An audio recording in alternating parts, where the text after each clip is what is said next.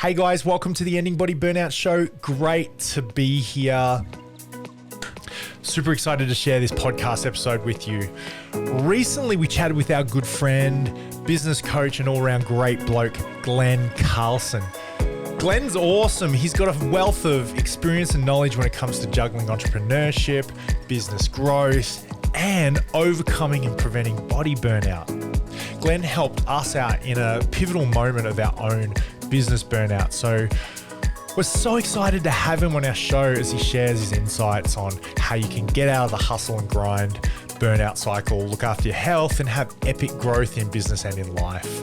Here's a little bit about Glen. Glen Carlson is the co-founder of Dent Global, best known for their award-winning Key Person of Influence book and business accelerator programs. From the chaos of the GFC, Glen has built Dent into what entrepreneur.com refers to as the world's leading brand accelerator. With 5 business acquisitions under his belt and a team of 45 across 12 time zones, Dent has shaped the trajectory of hundreds of best-selling authors, TED speakers, and multi-award winning fast growth companies. In 2021, Virgin named Dent as Business Enabler of the Year, and the Growing Business Awards named them Business Advisor of the Year. Glen's passion is helping entrepreneurs stand out, scale up, and use their business to make a positive impact in the world, or as he would say, make a dent in the universe.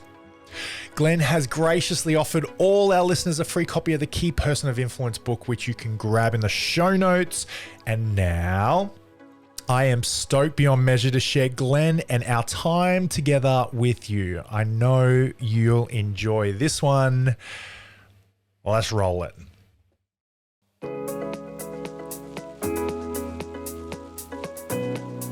Hello and welcome to the Ending Body Burnout Show. We're your hosts, Chris and Philly, co-founders of multi-award-winning functional medicine practice, serving busy people with energy, mood, and gut issues. Well, busyness, overworking, addictive doing, and perfectionism might be the norm. It's not normal, and it's a major contributor to health issues. Our goal with this show is to give you a holistic root cause approach to healing your body so that you don't have to continue doctor or diet hopping or popping a gazillion supplements hoping something might stick. So get ready to heal your body, get your spark back, deeply connect with yourself, and step into the life of your dreams. Let's dive in.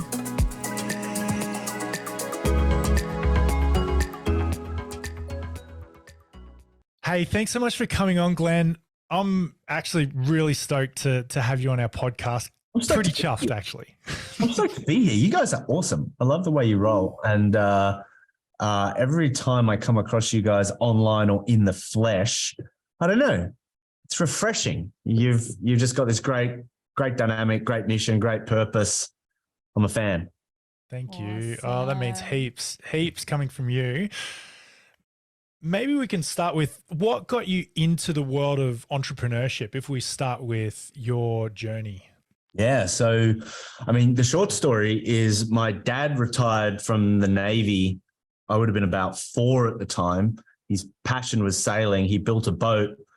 We sailed around the world for 7 years. So from sort of 6 to 14, I'm living this life of freedom and adventure and kind of like devil may care, doing all this fun stuff. We get back to Australia because I was nagging to go back to school because while there was a lot of freedom, there was also a lot of isolation and loneliness, which I felt was exacerbated when you're a kid because it's harder to find kids to roll with than it is, other adults. And so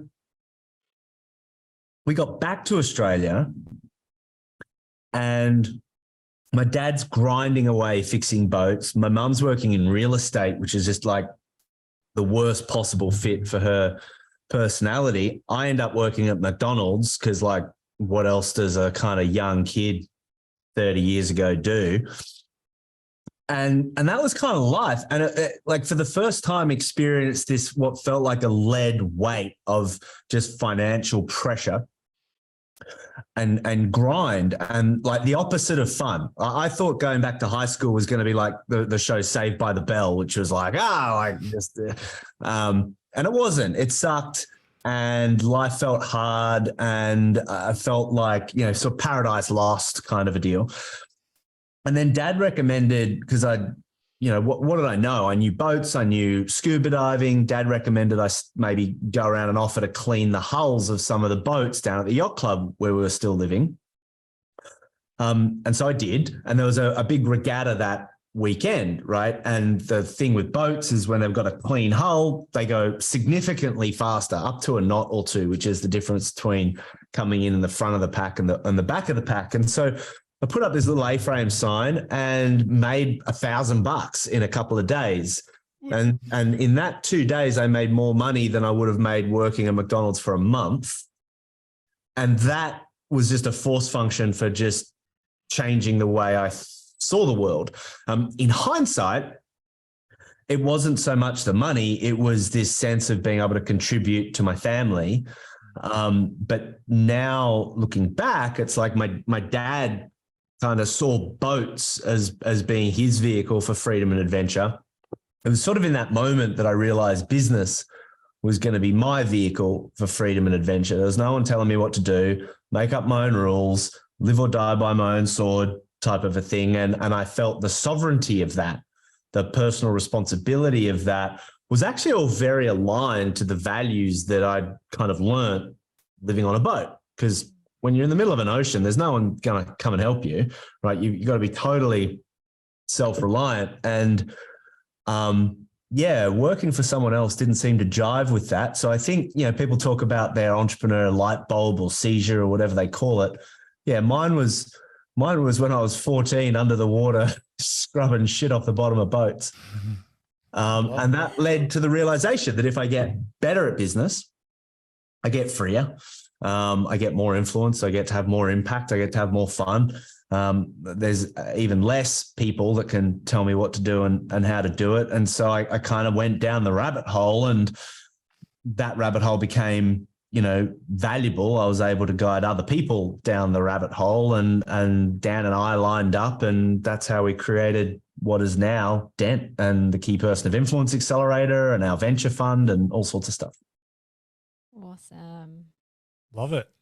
That's awesome. I love some of those themes that you've just talked about there, like you said contributing, freedom, adventure, self-reliance, impact, fun.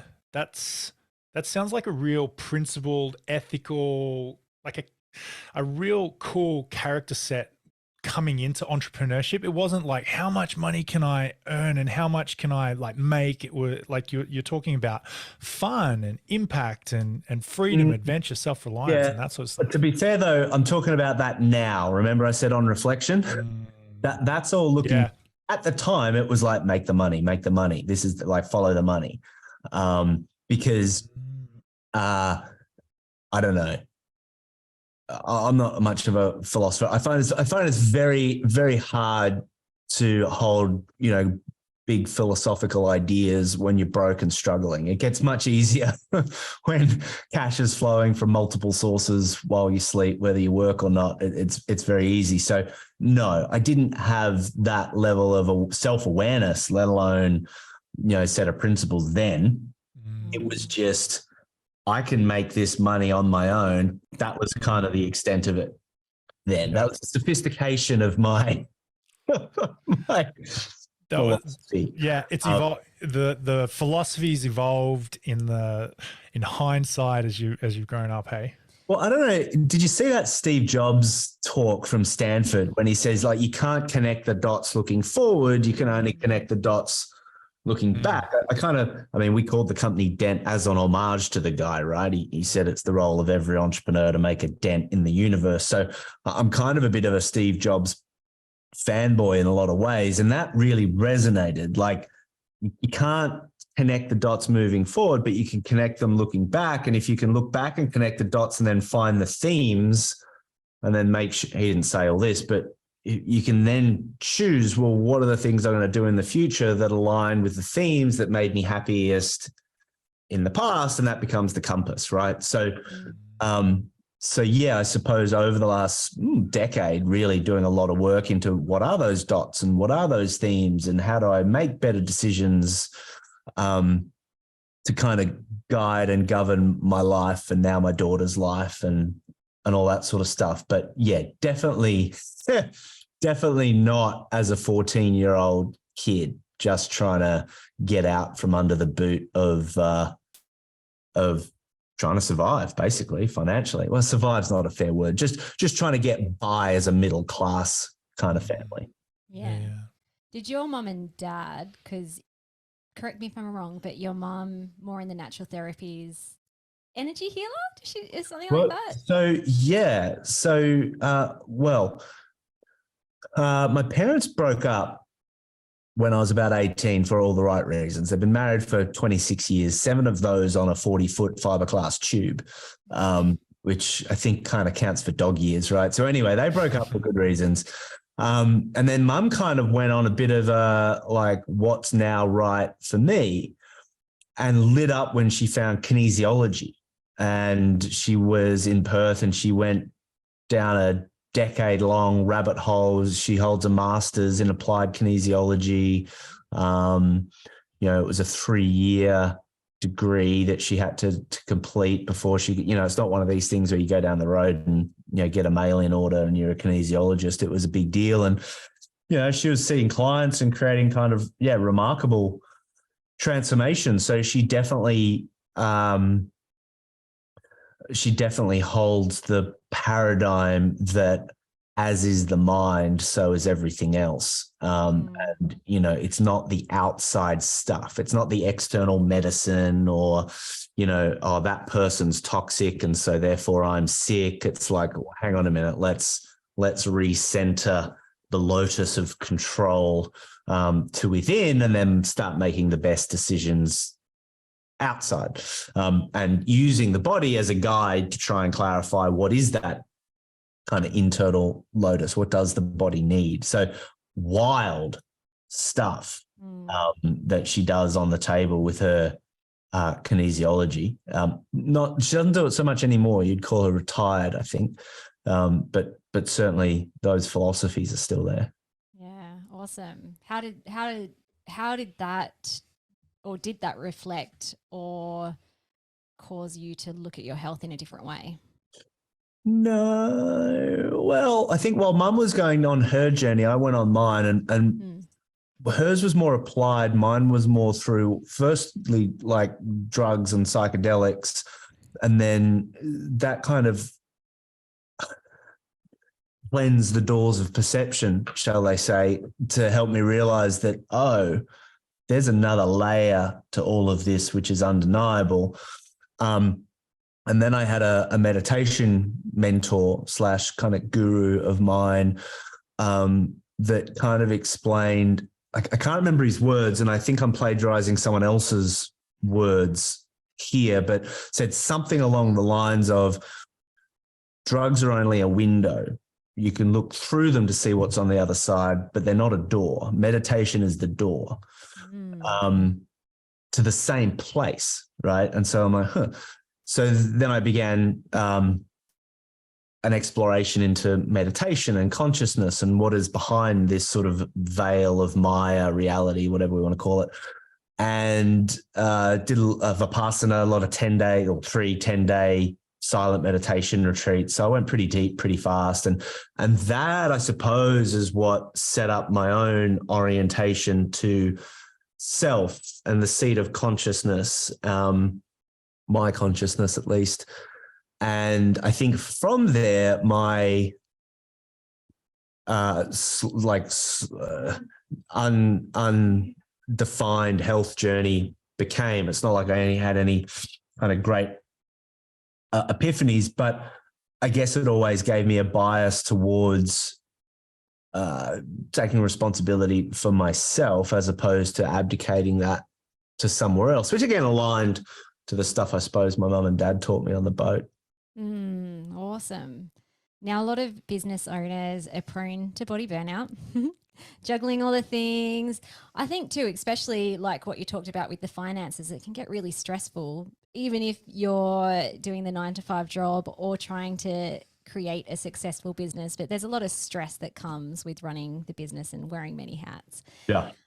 Do you, along your journey, have you experienced your own type of body burnout or burnout that you'd be happy to share? Well, it was diagnosed as like adrenal fatigue, Yeah. right? So I'm assuming that's what you're talking about, like sort of thing, like just yeah. So and again, so it was around the same time that we were named the 9th fastest growing company in Australia. I was in 3 states a week, consistently every week, 50 weeks a year for about 3 years. So just relentless. Single, so I could pull it off, but living in airports, first name basis with most of the flight crew, literally. And dealing with the accelerated growth of a business for the first time. I built businesses before and achieved results before, but never and we've grown by another million, and we've grown by another million, and we've grown by another million. And it's like, okay, and try and bring on team. And now this team member's got a problem. This person's saying they don't have that information. This person's just quit.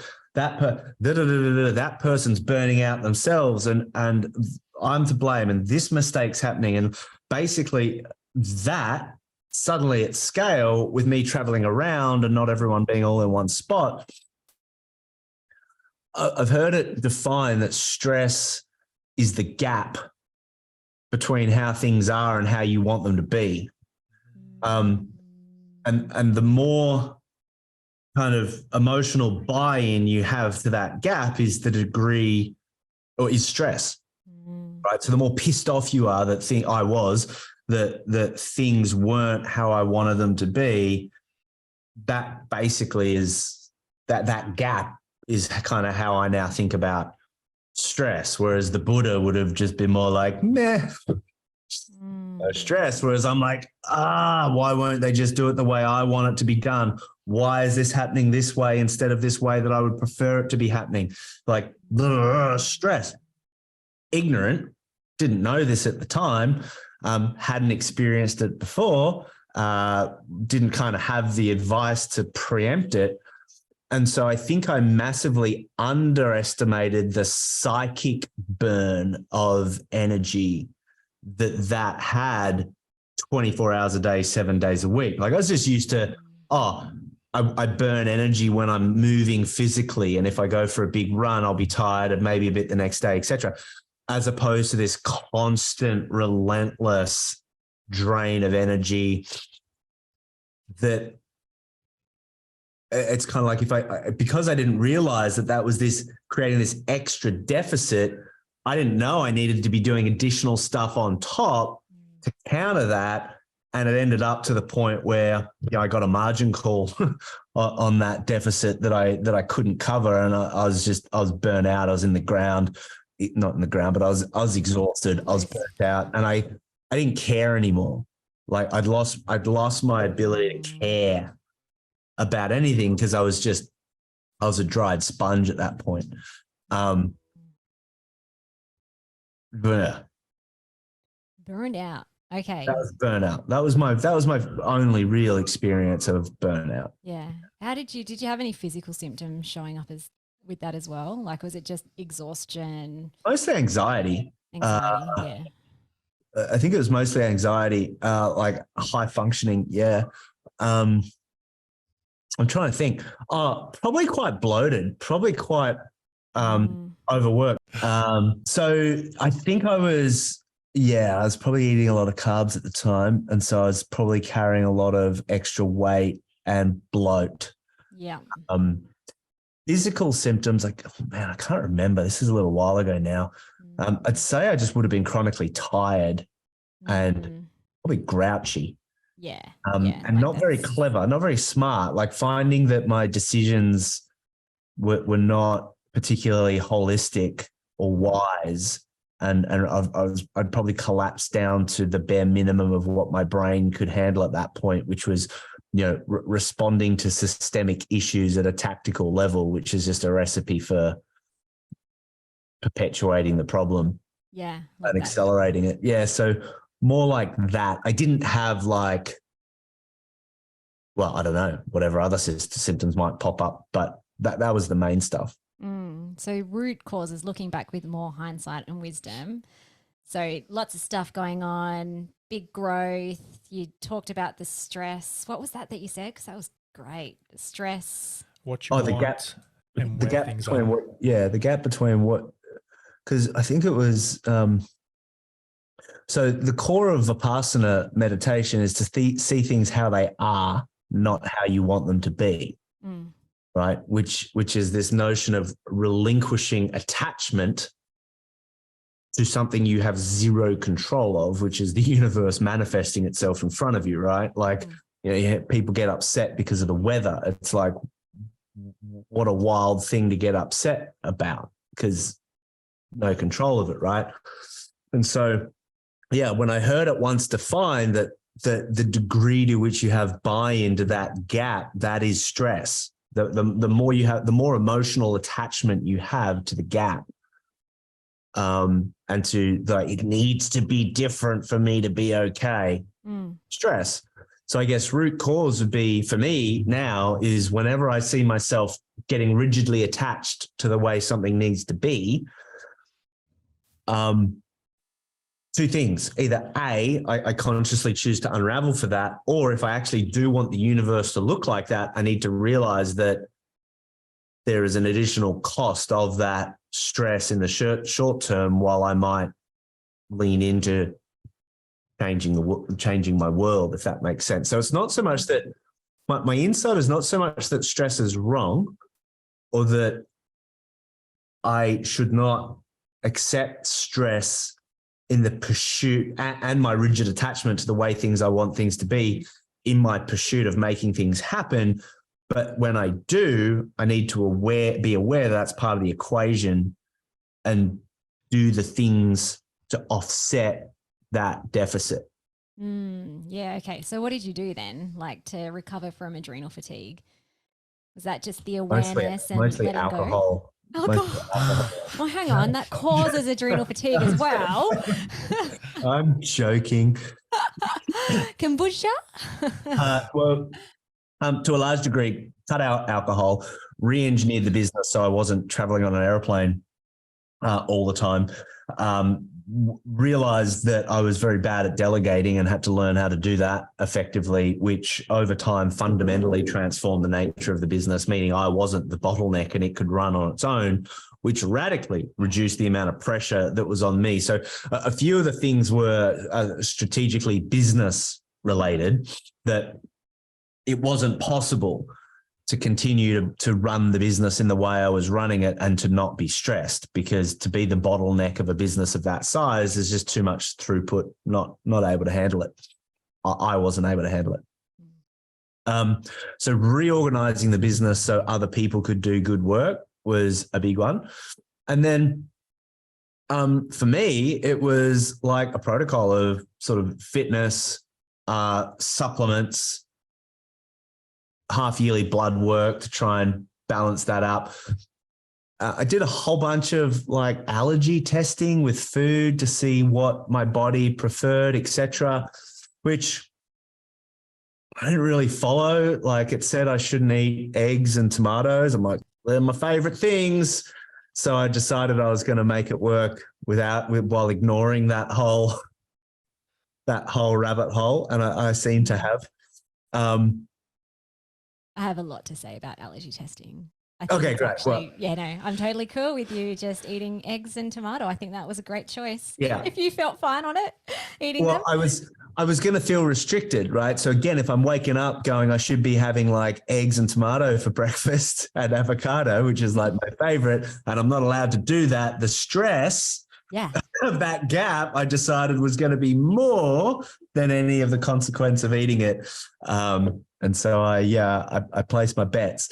So no, a combination of rethinking the business for better to be an actual leveraged vehicle, as opposed to me being the leverage and it being the vehicle, which is not scalable, and self-care. I guess those two things were the fix. Yeah. And I think one of those things without the other wouldn't have worked. All the self-care in the world with a broken business, not going to fix it. And a good business without the self-care, go the other way. You could become big, fat, and indulgent and end up dying of a heart attack or something like that, which I see. I see successful business owners get comfortable and big, sloppy. Love it. Did you have anything you wanted to bring up? Oh, I just wrote those two things down: self-care and leverage. It sounds like a recipe for taking back control where you can control. Hey, you talked a lot about just before. You can sometimes get stressed out worrying about things that you can't control. You can't control if somebody else is getting burned out in your team or if they've got issues and situations. But what you can control is your own self-care, your own management skills and that sort of stuff. So I guess you just described a really neat paradigm for recovery, I think. That said, maybe some nuance. I actually can control whether other people get burnt out in my team. That's all systems, culture, and good management and caring. The signals of burnout are pretty obvious. So I disagree with that because I used to have a business that burnt people out quarterly, which would radically increase the likelihood that they would have to resign just for their own, well-being. Even if that's why they didn't know they were doing it. So no, part of the business redesign was about making sure the systems were in place to be able to know whether or not someone was over capacity or not. And so if they were stressed or burning out, it was not a function of them being overloaded in their role. Yeah. I love it. I love that. That's really cool. That is cool. That's responsibility too. Yeah, you're stepping up, being responsible for what you can control, what's in your skill set. Yeah. So there are certain things. So there needed to be this line in the middle because there's kind of what you can control, there's what you can't control, but it's important. Sometimes people take that as if I can't immediately control it right now with my current knowledge, experience, and resources, then I can't do anything with it. And they forget that there's what you can influence, right? Which is kind of like the gray zone between the two, but realistically that fits into what you can control, right? You might not be able to control it 100%, but you can certainly influence it. So I kind of see it as there's what you can control easily right now, like the TV remote or, your credit card or whatever it is. There's what you can influence, which is the health of your team, which kind of requires a little more negotiation perhaps. And then there's what you can't control, right? Which is, what decisions a political leader is going to make next. Yeah. That's awesome. Awesome. All right. Let's talk about anyone watching this on YouTube, key person of influence. So Chris and I, so this is one of your business accelerator programs under Dent Global. Chris and I actually did key person of influence. We started. Smashed it. Thank you. When did we start that? 2021 Jan. So this was a year into COVID and life was not great back then for us. Hey, I mean, probably on the outside, people didn't really, we weren't sharing a lot, but we were burnt out in a way, especially business wise. COVID led to the opportunity of shutting down one business, but then we put all our eggs into Chris and Philly Functional Medicine and things weren't working the way that we were expecting or hoping it to be. We're going to take over the world. And we're like, we need some help here. So this is where we reached out to you and we started Key Person of Influence program. So for anyone who isn't aware of KPI program, can you give a bit of an overview of what that is? Well, it is built around that book that you were just holding up. So the fundamental premise of the notion of becoming a key person of influence is that trust is an incredibly important equation in any business. Trust needs to be built on the front end for people to be able to spend money and get involved. And most business owners are building trust in very analog ways, right? Sitting down, one meeting after another, et cetera, et cetera. You have this other category of founders that are very much leading from the front. They're very public. You can think the Richard Bransons, the Elon Musks, the Oprah Winfreys, you can even think of the Simon Sineks, the Tim Ferrisses, the Gary V's, etc. Just as broad characterizations, I think that anyone can kind of get their head around, where they are the expression of their business's vision and values and value proposition. And as a result, they build trust at scale, right? Using digital assets, media, technology, all this sort of stuff. They're conversing to a global audience kind of in real time. And as a result, they do a lot of business because they're reaching a much more powerful audience. And so the Key Person of Influence Accelerator is built around this idea that if we can enhance the visibility and the clarity of message of the founder of a business, that is the unfair advantage. That becomes the force multiplier that allows that business to grow significantly. So we'll often work with businesses that are already good at what they do. They get referrals. They might have a couple of team, etc., but they've plateaued, flatlined. They're not pulling a great wage out of it. And they're frankly a bit invisible. Their marketing strategy is functional at best, 10 years old, out of date, if you like, at best.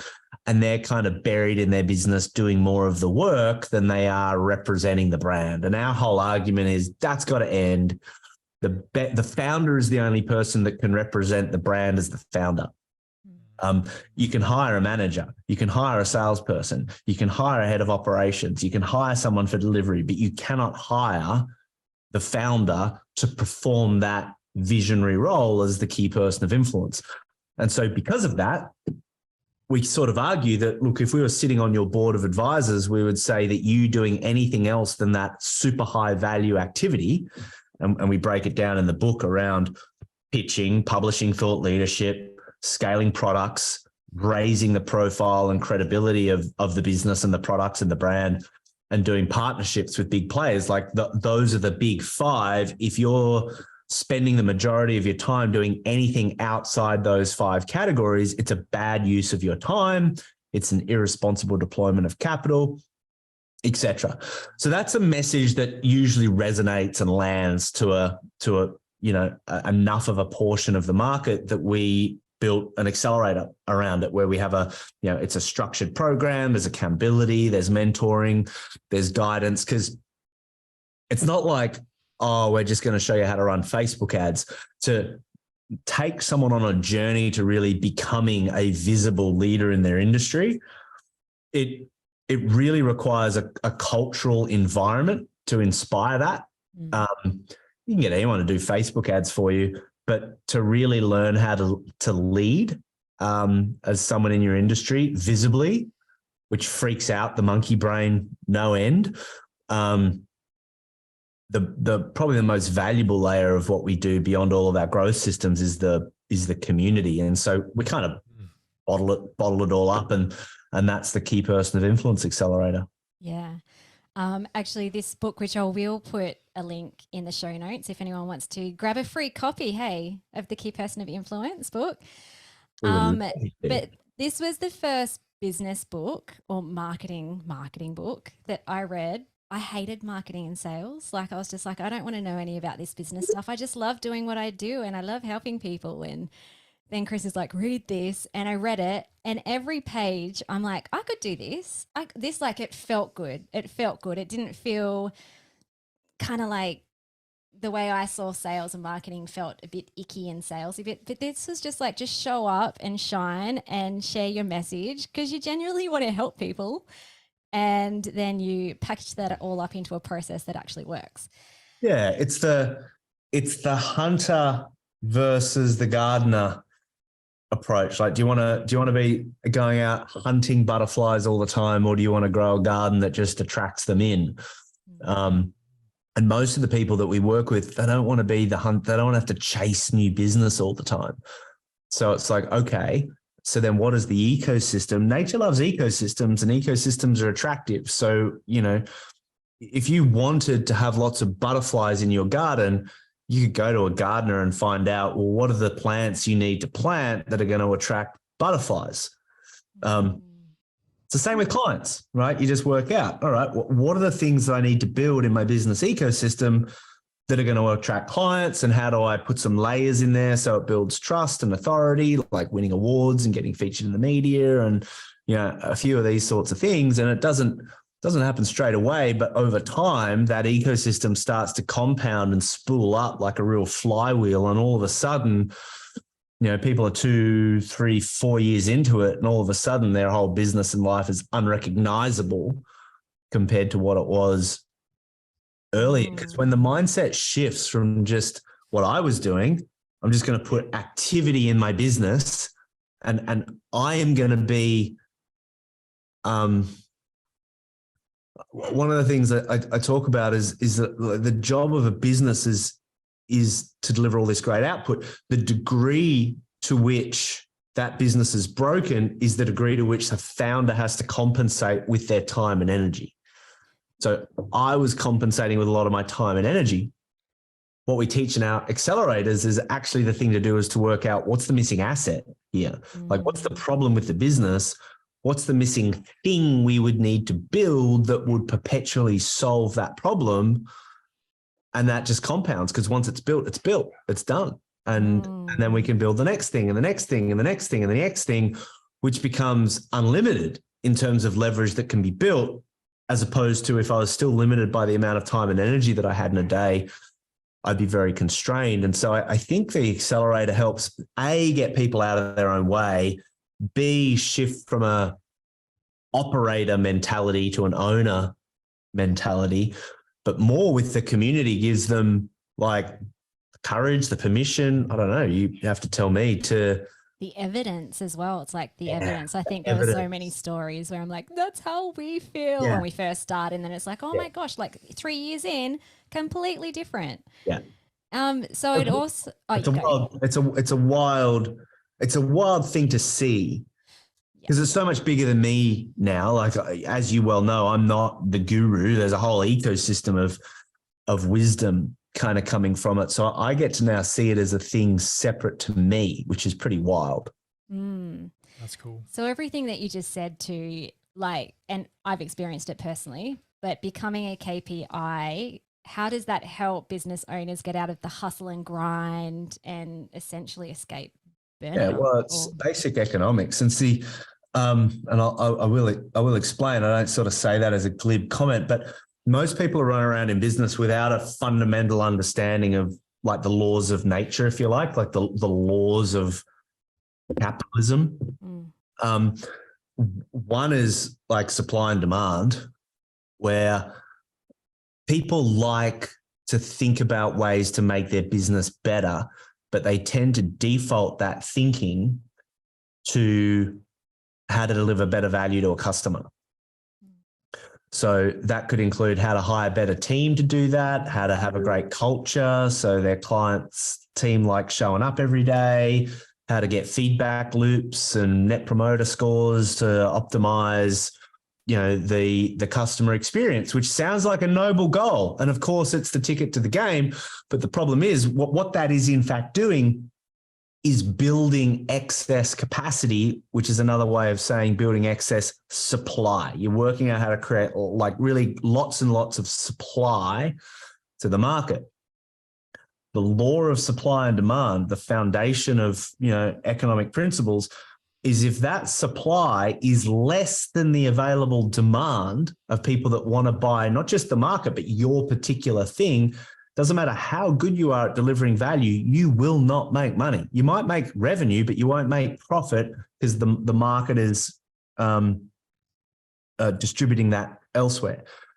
And so part of becoming the key person of influence is it creates a force function where you have to see the other side, where really the key person of influence primary job is the manufacture of demand, right?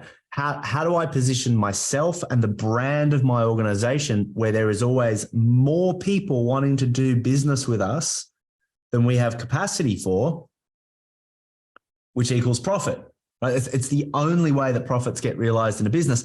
And that can be engineered. That's not luck. That is by design, right?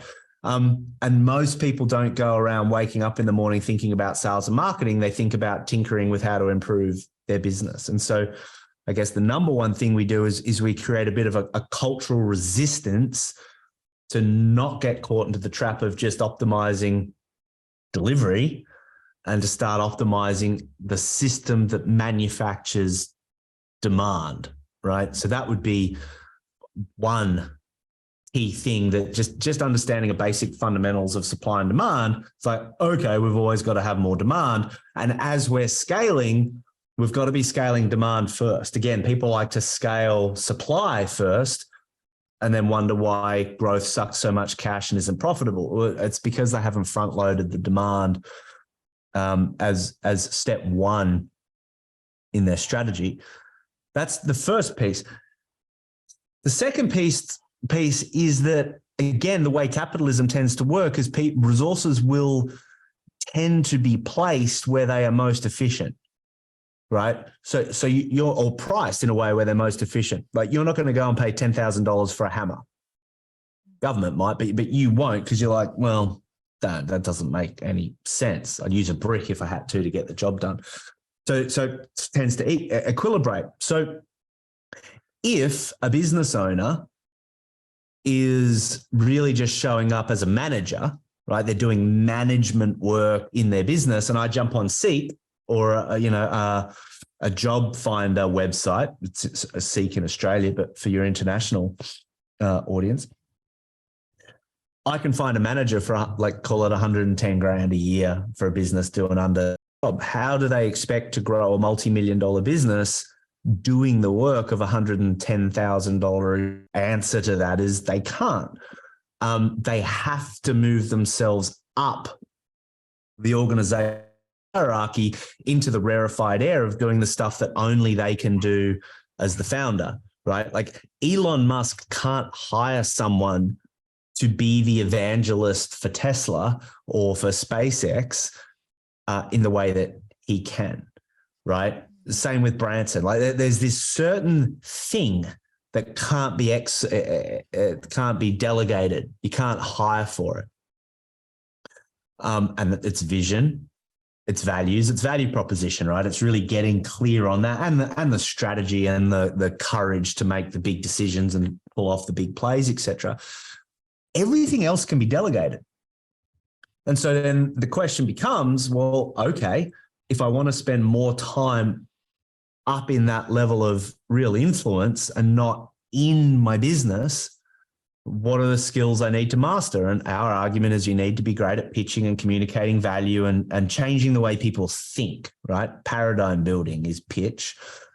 You need to be seen as credible, which is publishing. You need to be scalable beyond your time, which is productizing.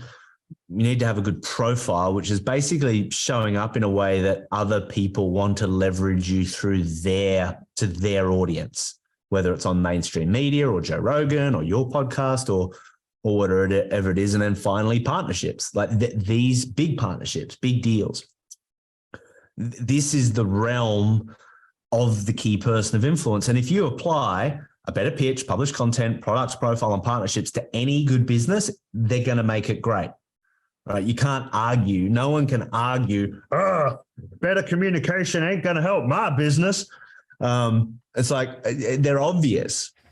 And yet when you audit people on how much of their time is going to those things, it's very, very small. Like, they're definitely caught in the weeds, which sort of circles back to my first point that I was making, where when I'm burnt out and tired, my perspective shrinks, my ability to influence shrinks, my ability to think shrinks. I get all tactical and I start responding to systemic problems with tactical solutions, which doesn't work.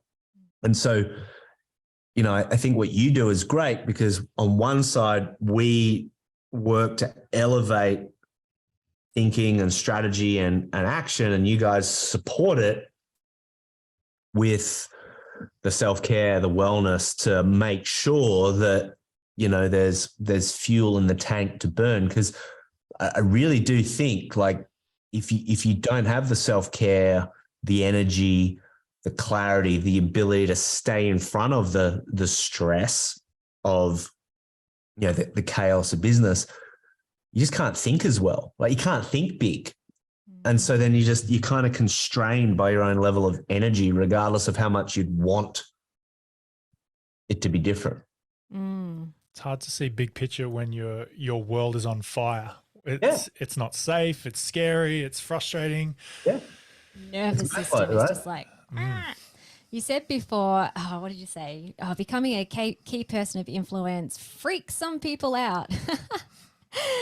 So a lot of that comes back to like deeper roots of self-doubt, imposter, monster, those labels. And actually we find too that deepest root causes of why someone's body burns out in the first place often comes back to these dysfunctional beliefs we have simmering underneath. I had a consult with someone recently who was constipated. And when we broke it down, it actually was because she was blocked up and too scared to show up as herself. And so holding on to her crap, literally and metaphorically. So what are your thoughts around that? Because I'm sure you get that objection quite a lot. Yeah. Like, how do you work through these feelings of not being good enough? Can I do it? Whether it's business or anything. Yeah, we don't. We have a bit of a shortcut, which is our argument is that actually it's not being afraid of doing the thing that you're here to do in the world and not taking the actions required to do it. We say that's less of a function of your mindset and it's more of a function of your environment. The analogy I use is this. Let's say you're a great coder, right? Like super good at coding websites and freaking, large language models and all that sort of stuff. And you're home alone, middle of COVID, in your parents' basement, never seeing the light of day. It's predictable that one's level of motivation is probably going to drop in that environment. And then there's a multi-billion-dollar industry that's like, you got to go to Tony Robbins, or like, you got to go get your head right and childhood wounds and all this sort of stuff. Now, I'm not saying that's not true, but what I'm also saying is, let's say they did need to go to Tony Robbins and they did have childhood wounds and they were constipated and all this stuff, but you still put them on a private jet, took them to Google, put them on a crack team working on some cool new project. What's going to happen to their level of motivation and performance? And our argument is 9 times out of 10, 99 times out of 100, what's going to happen is that person is going to be, as part of a team, is going to feel so much more connected, so much more aligned, so much more inspired. They're going to have that banter. Everyone's got a common vision and purpose. They've all got a combined skill set, which comes together where the product of the whole is greater than the sum of the parts.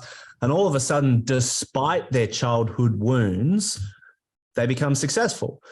And we see this, right? People join a gym, people try and get fit on YouTube videos versus showing up 3 times a week to a CrossFit box, right? Or whatever.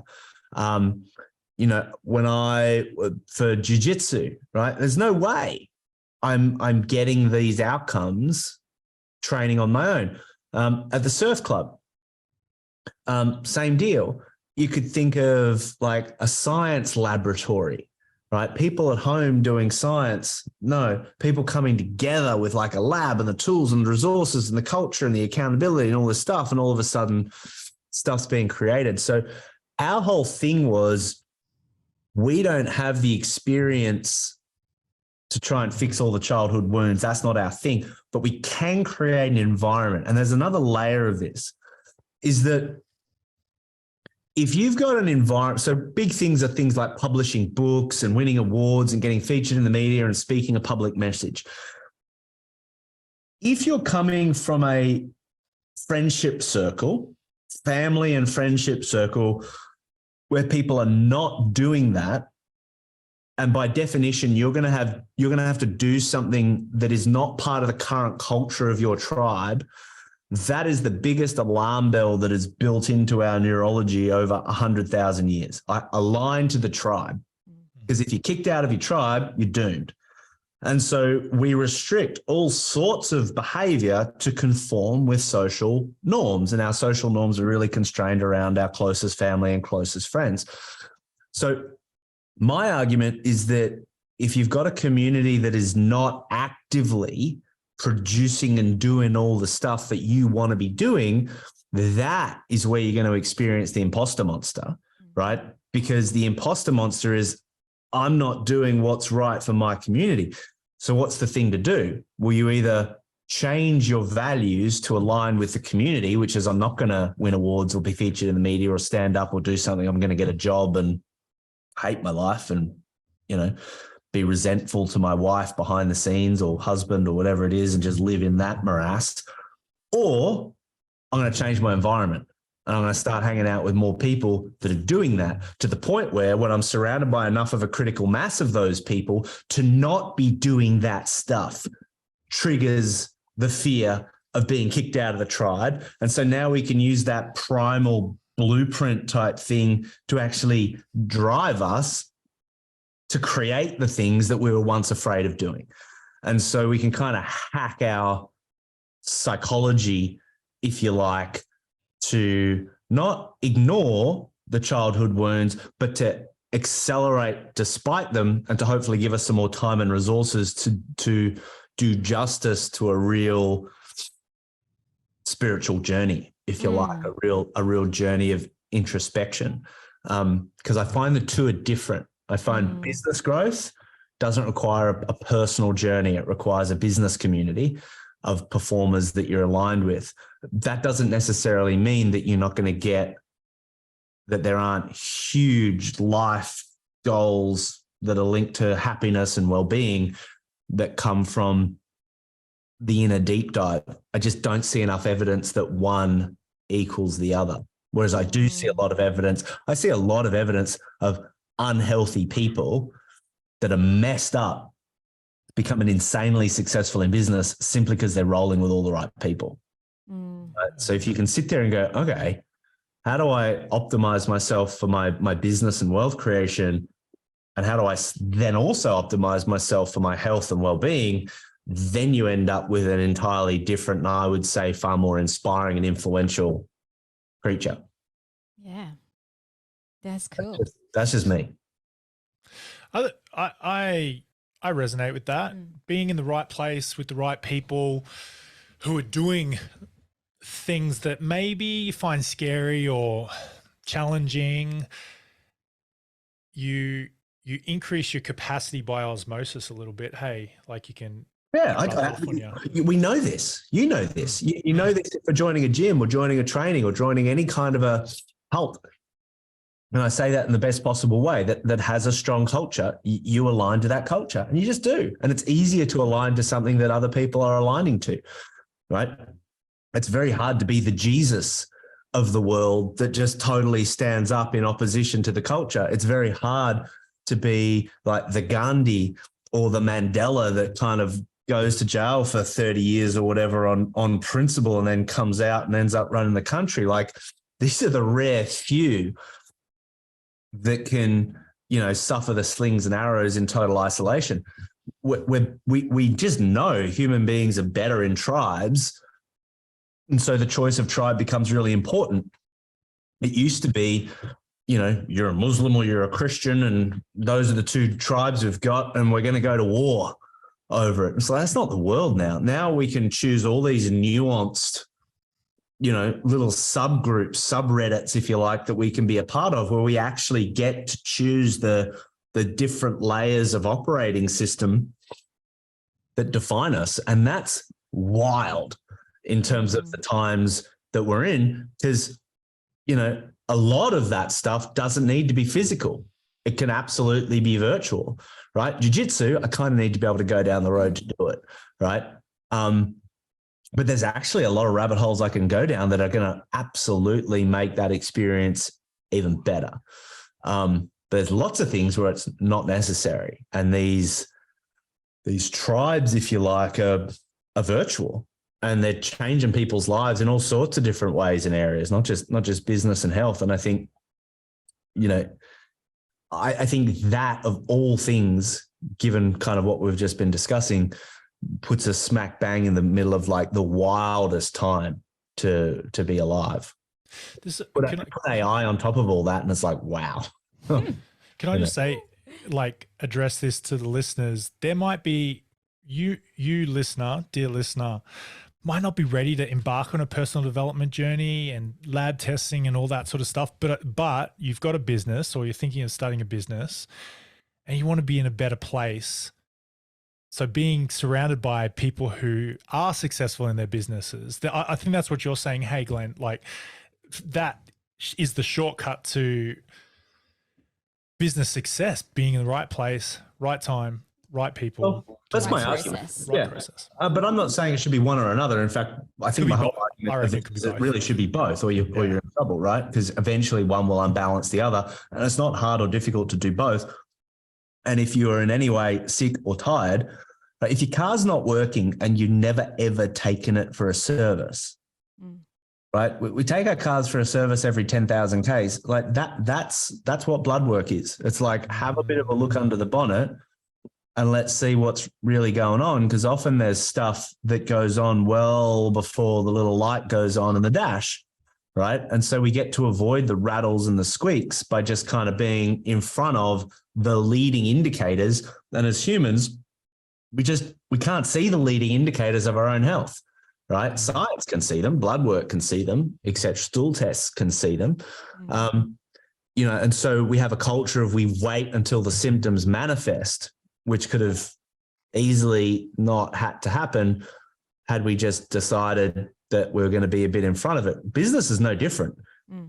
We want to be dialed into the leading indicators of what's working, what's going to work, and what are the leading indicators that are going to make it work, and what are the leading indicators that tell us we're off track, right? Because I want to know that we're going off track before we're off track.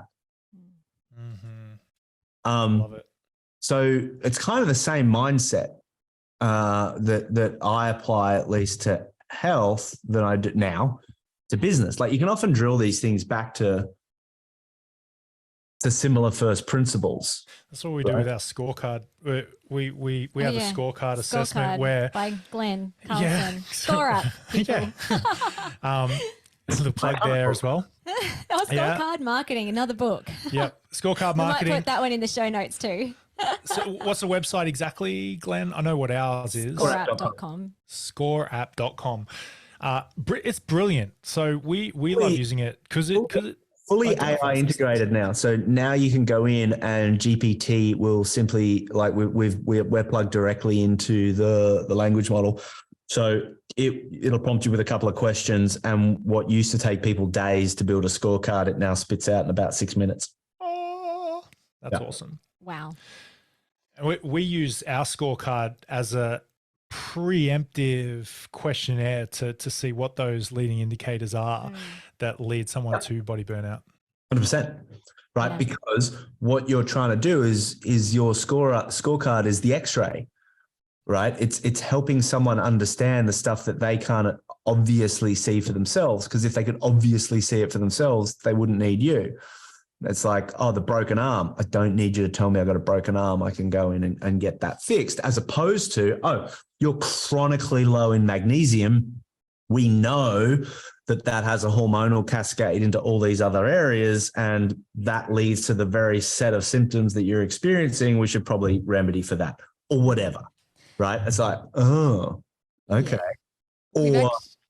Or like, oh yeah, I'm in front of my phone at night until 11 o'clock and then can't sleep very well, and I'm up again at 2 o'clock, right? Again, doesn't need a blood test to know that, okay, potentially there are some things that can be fixed here.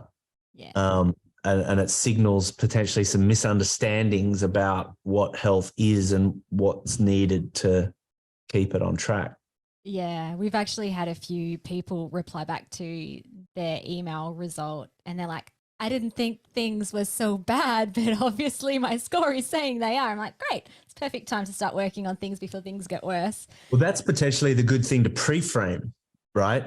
So they're going into it knowing, like, you know, this is going to reveal things that you don't think are a thing. And that's the point, right? The point of this scorecard is to reveal the things that aren't a thing now, but are going to be a thing in 3 years or 2 years or whatever it is, because that train is coming. Yeah. Awesome. Oh, it's been so good. So good catching up and chatting and getting your words of wisdom. And Glenn always just has such cool insights. Nuggets. Oh, I didn't think about that like that. And we've got Chris has scribbled down lots of stuff. I'm a note taker and I've just personal three pages of little Glenisms. So is there any last words of wisdom you'd like to leave to our listeners around getting out of the hustle and grind burnout cycle? Or anything else you'd like to add? Well, I would say that it's kind of not negotiable. I would say that if you're even listening to this, or if there's even a seed that your health should be in a better state than it is, or your finances or business should be in a better state than it is, to not act on that with every fiber of your being, it is predictable that you're going to live a life of misery and regret, because it will just keep coming back to you every single day, reminding you that you're not doing the very things that you know you should be doing. And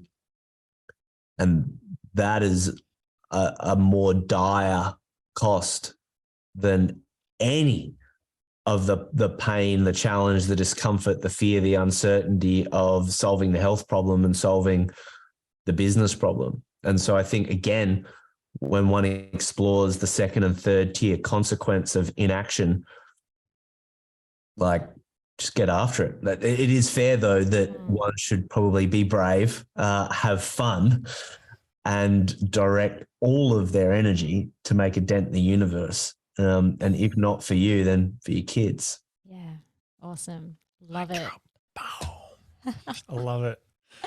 All right. So good. Thank you so much. That's awesome. Thanks, Chris. Thanks, Philly. Thanks for having me. No worries. We'll stick around, Glenn. But thanks so much, everybody, for tuning in to our podcast episode. We will chat to you on the next one.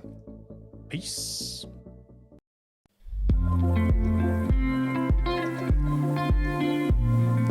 Thank you so much for listening. We so appreciate you. If you'd like to give us extra smiles, drop us a review and spread the love by sharing this episode. You can also rate your own state of burnout and the root cause contributors by taking our Ending Body Burnout assessment on our website.